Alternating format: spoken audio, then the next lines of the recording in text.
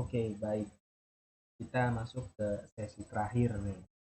Sesi terakhir dalam pelatihan copywriting. Ya. Jadi kita melanjutkan di sesi yang ketiga yaitu tentang hook story offer. Nah, kalian mudah-mudahan sudah bisa membayangkan, lalu bisa menulis copywriting yang pertama gitu ya, yang kedua, yang ketiga, sampai nanti yang keempat. Nah, itu ya, kita masuk ke copywriting minim penolakan bagian. Baik, melanjutkan materi hook, story, dan offer. Bagaimana, sudah Anda coba buat tentang hook, story, dan offer? Saya sudah mencontohkan juga kemarin, materinya cukup lama ya, 30 menit, karena saya harus menjelaskan dengan detail gitu ya. Jadi kalian bisa terbayang itu hook, story, ada itu offer. Nah, untuk yang sudah mencoba membuat, saya ucapkan terima kasih gitu ya. Yang belum membuat, silahkan membuat gitu ya, contoh dari hook story. Oke, mari kita berlanjut ke pertanyaan, lalu bagaimana nih cara mempermudah untuk bikin copywritingnya gitu ya, bikin copywriting dari hook, story, dan offer. Oke, yang pertama kita harus perjelas dulu gitu ya, siapa target pasar kita. Lalu yang kedua adalah apa impian mereka.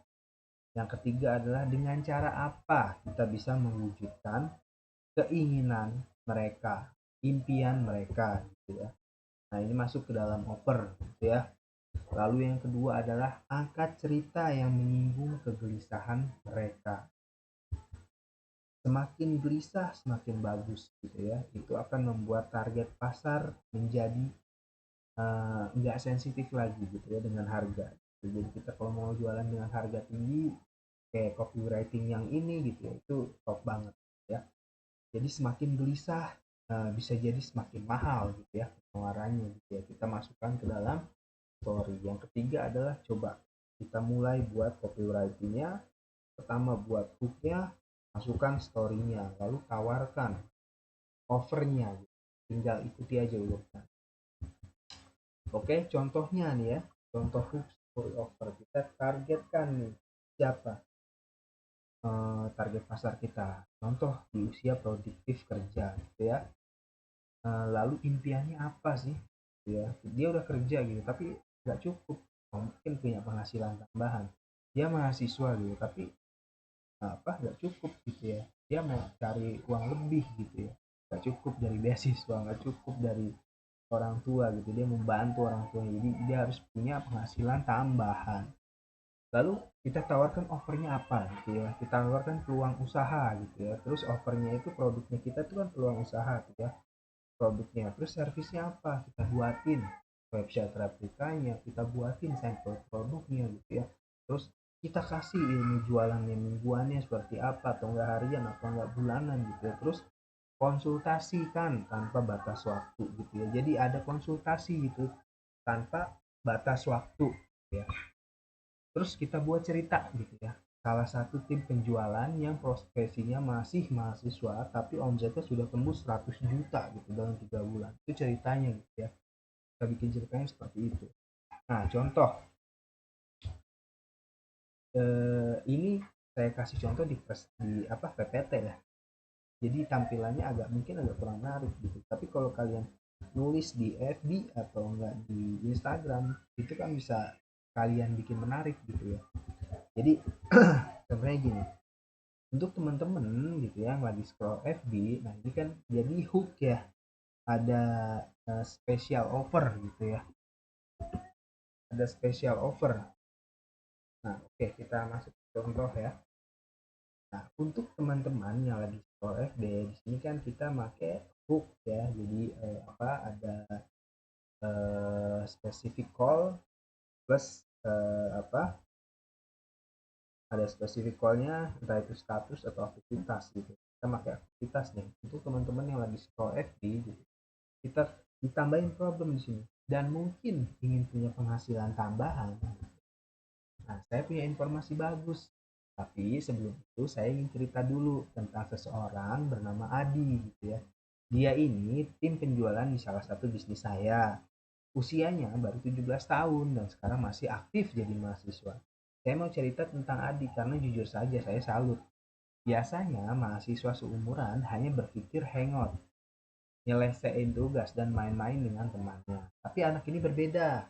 Karena ingin membantu ekonomi keluarga, dia iseng cari-cari informasi tentang cara dapat uang dari bisnis online gitu ya. Dan akhirnya dia daftar jadi reseller saya gitu ya. Ternyata benar, seseorang akan dapat sesuai niatnya. Dari awal si Adi ini kuat belajarnya, kuat actionnya. Setelah 3 bulan, akhirnya anak itu merasakan hasil nyatanya. Omsetnya bulan ini tembus 100 juta lebih. Komisi yang didapatkannya 20%. Itu artinya walaupun masih mahasiswa, Adi sudah punya penghasilan 200 juta 20 juta di bulan ini. Ya, dia jadi reseller nih si. Misalkan saya gitu ya punya bisnis yang ada reseller-resellernya gitu. Si Adi ini jadi seller saya gitu. Dan saya ceritakan ini saya gitu ya. Ini contoh saya mau narik reseller juga gitu ya dengan cerita ini. Terus, nah saya menceritakan kisah Adi, siapa tahu bisa jadi inspirasi teman-teman. Karena minggu depan saya rencana membuka kembali pendaftaran reseller.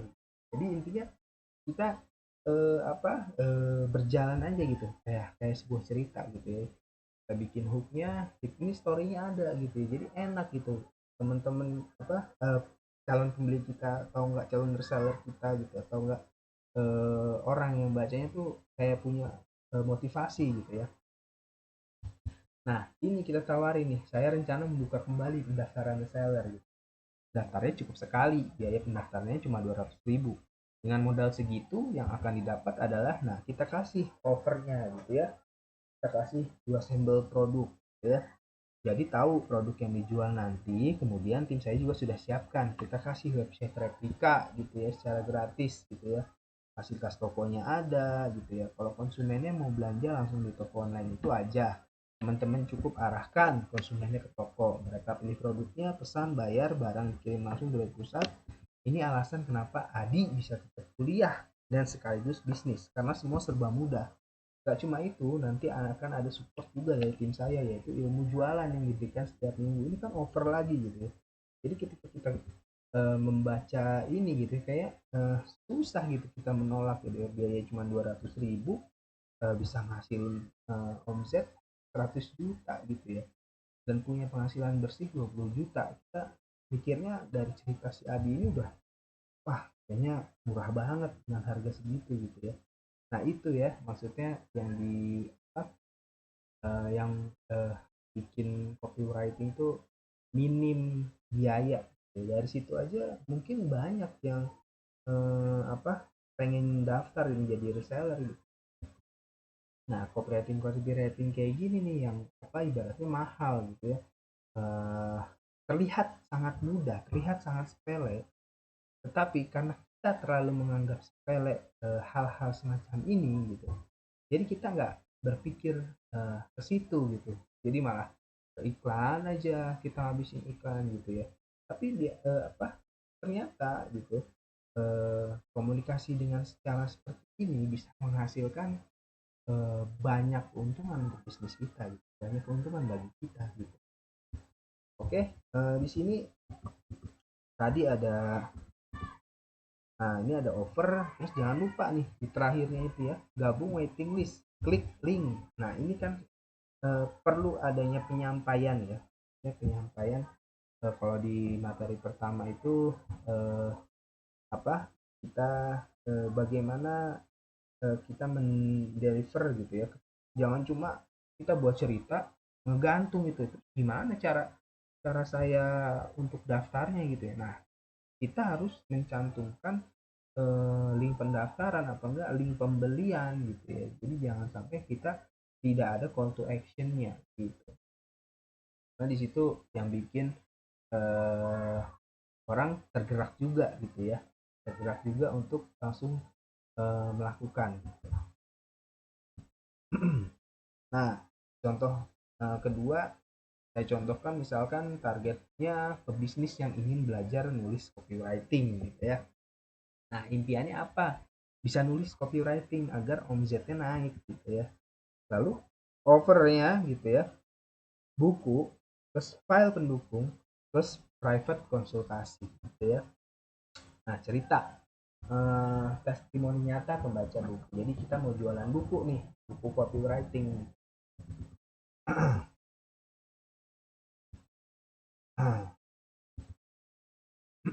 Produknya buku. Nah, terus offernya yang kita kasih adalah ada file pendukungnya, misalkan dalam bentuk video dijelaskan lagi apa itu copywriting, mindset copywriting seperti apa gitu ya. Jadi ada private konsultasi, itu kan offer. Nah, contoh. Nah, untuk teman-teman yang ingin belajar nulis copywriting, saya punya buku rekomendasi yang sangat bermanfaat. Tapi sebelum saya kenalin bukunya, saya mau cerita dulu nih, kalau buku ini agak berbeda dibanding dengan buku kebanyakan. Alasannya kenapa? Karena buku ini menyelesaikan kegelisahan saya. Jadi dulu, nah buat nih ya, dari sini kita bisa lihat nih, untuk teman-teman yang ingin belajar nulis copywriting, ini kan spesifik call ya. Problemnya belum saya lihat nih. Saya punya buku rekomendasi yang sangat bermanfaat, tapi sebelum saya kenalin bukunya, saya mau cerita dulu. Nah, spesifikalnya saya bisa arahkan nih di kalimat menyelesaikan kegelisahan saya gitu ya. Spesifik. Problemnya maksud saya. Problemnya menyelesaikan kegelisahan saya gitu ya. Nah, itu problem satu. Jadi dulu saat saya pertama belajar nulis copywriting, saya kesulitan mempelajari ilmu tersebut karena materi yang saya dapat bukan untuk pemula. Bukannya paham, malah saya jadi tambah bingung. Tapi walaupun begitu, saya nggak menyerah. Saya terus belajar dari banyak buku, nonton banyak video, dan ikut banyak pelatihan. Dan dari semua perjuangan itu, saya punya satu buku favorit. Lewat buku ini, saya berhasil mendapatkan banyak pembeli dan jadi lebih mudah menulis copywriting. Buku yang saya ceritakan ini namanya adalah misalkan Copywriting Next Level gitu ya. Ini adalah buku yang mengajarkan pembacanya tips menulis copywriting dengan bahasa sesimpel. Karena setiap poin itu ada contoh langsungnya. Bahkan nggak cuma itu, di buku ini juga ditambahkan materi cara menarik, menaikkan omset 3 kali lipat lewat kata-kata. Jadi kalau omsetnya puluhan juta, maka bisa naik ratusan juta. Ini bisa jadi problem juga gitu ya. Jadi pas kita baca, oh omsetnya baru segini ya. Dengan baca buku ini, omset saya bisa naik juta. Jadi kepikir seperti itu ya pembelinya gitu ya.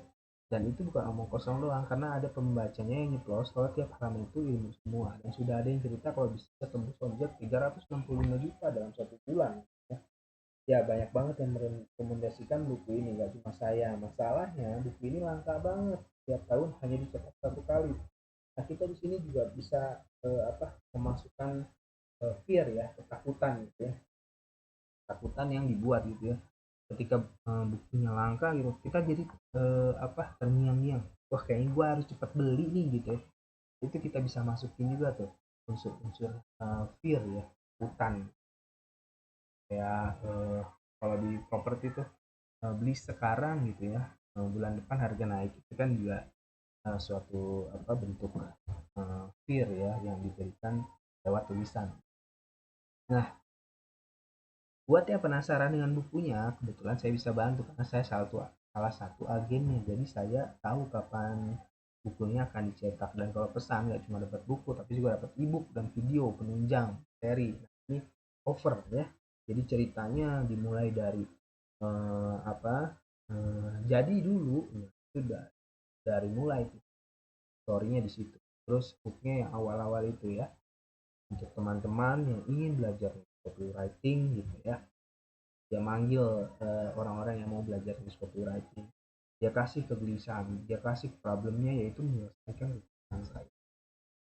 Offernya di sini ya. Jadi dengan beli buku, dia dapat ebook sama video materi senilai 5,5. Nah, terus ada lagi nih ya kan, kita konsultasi dengan penulis selama 1 tahun senilai 10 juta. Ini kan juga over ya. Bikin pembeli kita tidak menolak. Yang mau belajar dari buku itu silahkan balas pesan ini ya. Dan untuk yang mau tanya-tanya tentang isi bukunya, jangan sungkan chat juga. Nah ini CTA-nya, call to action-nya. Jadi orang sudah tertarik, tinggal loh kalau kita tidak menyelipkan beli di mananya ya bingung kan orang juga. Nah itulah ya. Jadi dua contoh yang sudah saya contohkan sangat mudah bukan untuk menulis copywriting. Jadi kalian sudah ada dua trik nih ya. Yang pertama ada simple copywriting, yang kedua adalah uh, hook, story, dan offer gitu ya. Jadi silahkan teman-teman langsung praktekkan ke bisnisnya teman-teman gitu ya.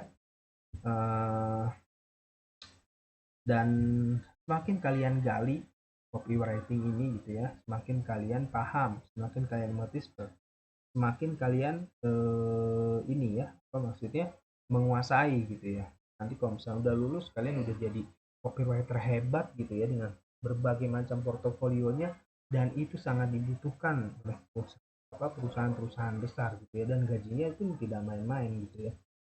Jadi kalau misalkan kalian mau kerja ya udah, saya sudah punya portofolio banyak nih tentang copywriting gitu ya. Jadi kalian bisa dari sini kalian bisa jadi freelancer copywriter gitu ya. Silahkan teman-teman coba nih. Nah ini tugas wajib ya, tugas wajib yang teman-teman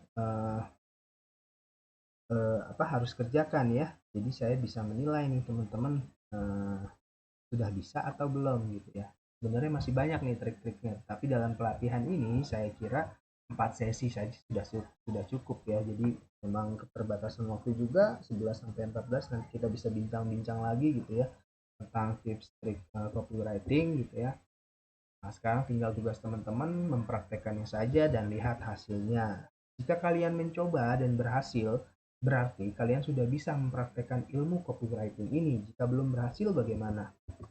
Nah, jika belum berhasil, pastinya jangan sampai menyerah. Mungkin ada yang salah dari tulisan teman-teman dan perlu diperbaiki lagi gitu ya. Jadi jangan kecil hati. Untuk menulis pun ini nggak cuma satu kali dua kali kalian berhasil, terus-terusan dicoba, terus-terusan digali gitu ya. Apa yang salah, apa yang benar gitu ya. Nah, untuk mengukur keberhasilan itu gitu ya dari teknik copywriting, teman-teman saya akan memberikan tugas wajib yang harus teman-teman kerjakan ya. Nah, tugasnya adalah silahkan teman-teman cari produk untuk teman-teman jual. Fokuskan pada satu produk saja gitu ya. Jadi kalau mau kalian misalkan produknya mau reseller apa gitu ya, silahkan gitu ya. Fokusin ke situ gitu ya. Atau enggak teman-teman udah punya bisnis, teman-teman udah punya produk, ya udah silahkan buat copywritingnya gitu ya. Dari dua tips tadi, dua trik tadi. Silahkan Anda buat copywritingnya bebas, mau pakai tips simple copywriting atau hook, story, offer. Lalu kirimkan hasil tulisan copywriting ke link kuis yang nanti saya infokan ya. Jadi nanti saya infokan linknya ya untuk kalian kerjakan ya di Google Form. Nah, praktekkan tulisan Anda ke semua sosial media Anda, FB, WA Story, Instagram Feed, Instagram Story, Marketplace, TikTok, dan lain-lain gitu ya. Karena kita nggak tahu nih ketika kita menulis copywriting, ketika kita mau jualan, kita dapatnya dari arah yang mana. Bisa jadi dari FB gitu ya, kita dapat closing dari FB. Bisa jadi dari Instagram, bisa jadi dari Instagram Story, bisa jadi dari Marketplace gitu ya. Jadi jangan sampai kita cuman praktekin di satu sosial media saja gitu ya. Jadi tugas teman-teman setelah bikin copywritingnya, pertama kalian teman-teman cari produknya, terus kalian bikin copywritingnya, lalu kalian sebar copywritingnya. Jangan lupa cantumkan call to actionnya gitu ya. Hubungin kemana kalau misalkan si pembeli ini mau beli, si calon pembeli ini mau beli. Nah, lalu nanti infokan nih hasil praktek teman-teman kepada saya di grup WhatsApp yang kita buat. Jadi, jika Anda tidak punya produk, Anda bisa menjual produk saya. Jadi, teman-teman bisa nih produk yang mau dicoba gitu ya. Produk saya punya produk, ada pomade, ada self butik gitu ya. Nah, nanti kita diskusi saja di grup WhatsApp ya. Mau bagaimana gitu ya. Nah, jika terjadi closing, kalian bisa dapatkan bagi hasil dari produk saya. Kalau misalnya teman-teman nih mau jualin produk saya ya, pastinya saya bakalan kasih fee ya buat teman-teman gitu ya, bagi hasil gitu ya. Jadi anggaplah teman-teman jadi dropshipper atau reseller saya gitu ya selama pelatihan ini. Nah, mungkin itu saja gitu ya. Nanti kita bisa diskusikan apa eh, teknikalnya seperti apa gitu. Eh, untuk materi keempat ini adalah materi yang terakhir.